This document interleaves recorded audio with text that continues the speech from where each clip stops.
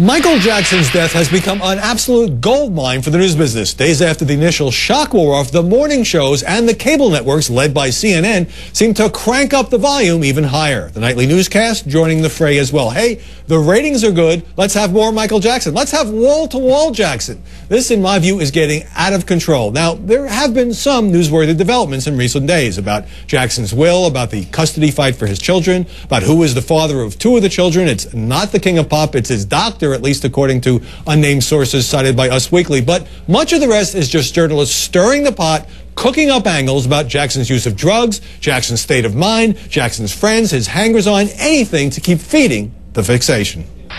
Now more on the investigation into the death of Michael Jackson.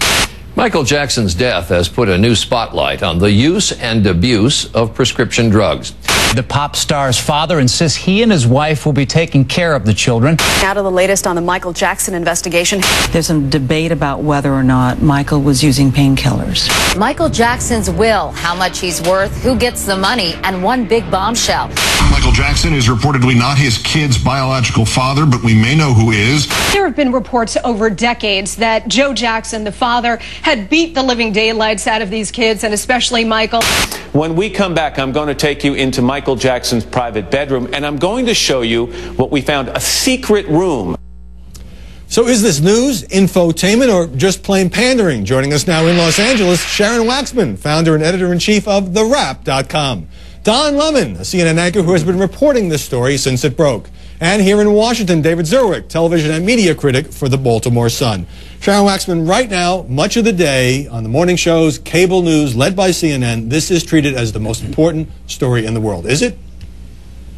It's the most important story for getting ratings in the world right now, and it's the summer, and it's quiet, and we've probably had enough of the president for a while because we've been gorged on presidential news since before the election, and this is an absolute cannot be avoided story. So I am not surprised at all to see wall-to-wall coverage. Cannot be avoided. That's a very apt phrase. Don Lemon, you've been out there in L.A. reporting on this story. You've interviewed Joe Jackson, the father, the assistant chief coroner, and that's great. You've also been doing endless live shots and devoted most of your Saturday and Sunday evening program to this. Don't you feel deep down that this is overdoing it?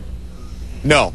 I don't feel it's overdoing it, and when I hear people say that, I have to be very honest with you, Howie. I think it's elitist. I don't remember, I'm sure there was some criticism when there was a coverage of Princess Diana's death, but I don't think that there was this sort of criticism that we're having with Michael Jackson.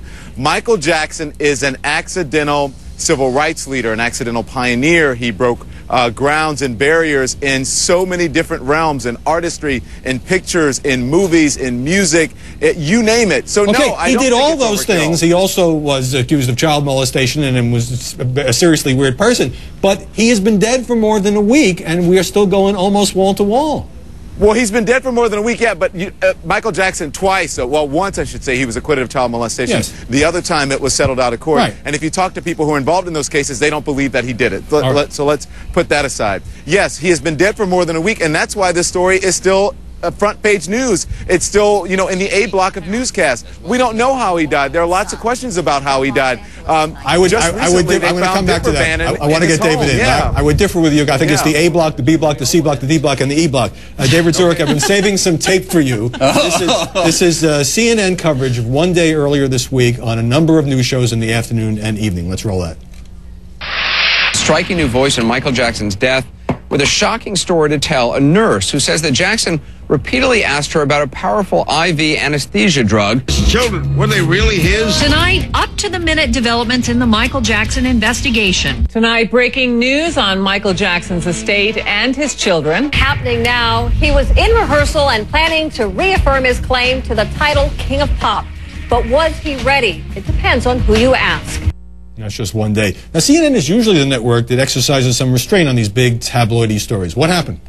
Howie, first of all, this may shock you, but I don't think the coverage has been excessive. And when we get to the Staples Center on Tuesday, we're going to have 12 days now. This is beyond a state funeral. And yet, given that said, why is it not excessive in your view? I think, you know, in pop culture and cultural studies, they say that the size of a star, the importance to the culture, is in direct proportion to how they embody contradictions within the culture. Nobody, not Marilyn Monroe, not Lucille Ball, not Elvis, embodied as many contradictions as Michael Jackson does. Family. We want to think family's a nice place. He had a troubled family, a mixed family. Childhood, a time of innocence, not for him. Most of all, race. He embodies the contradictions in race in our culture like nobody else. And I think we can't walk away from Michael because until we resolve them for ourselves. Of course, we're not going to resolve them, but we don't want to let them go until we resolve some Sharon. of that. He's right. I don't think it has anything to do with... I don't think it has to do resolving any conflicts whatsoever. I think there's a number of things that are going on here. One is he is a worldwide story. In the age of the internet, what we looked at the wrap is we're looking at kind of the media coverage, sort of media coverage. It's not just television. The first couple of days, it was an internet story. You had online news organizations, including ours, including tiny ones like ours, or relatively small ones like ours, and the big ones, portals like Yahoo, who had the biggest traffic they had ever had in their lives, in their histories, on the day and the day after the Michael Jackson died. So people around the world, that's because anybody, anywhere in the world, and we were getting comments from Dubai, from Malaysia, Indonesia, in French. It was just unbelievable as an experience. I want to toss a question to Don. Hold on here. The first couple of days, you know, the explosion of coverage, I have no problem. This was an unexpected death of one of the most famous and controversial people on the planet, and it was a guy whose music touched so many millions and all of that. Once you get to day 7, the most famous. Okay, the most famous, fine. Once you get to day 6, 7, 8, 9, we are basically awash on the airwaves with repetition and speculation. Your thoughts? No, I don't think so, because our lead story today was Iran and Iraq on CNN, and it's going to be that way until Tuesday, until this goes. So it has not been the lead story every single day. If you look at the summation of the past week, certainly, occasionally, CNN has covered Iran, occasionally has covered Iraq. There was also a big U.S. incursion against the Taliban in Afghanistan, but the lion's share of the hours, and the reason that you're not getting any sleep out there in L.A. is because it's all Jackson. But Howard, you have to look at it. We spend lots of time covering Iran and Iraq, and I agree with you. We should cover those important stories. But this now is the time. There is a time and a place for everything. This is the time and the place for the Michael Jackson coverage. And I do have to say that your guests are absolutely right. If you look at race, African Americans are following this coverage.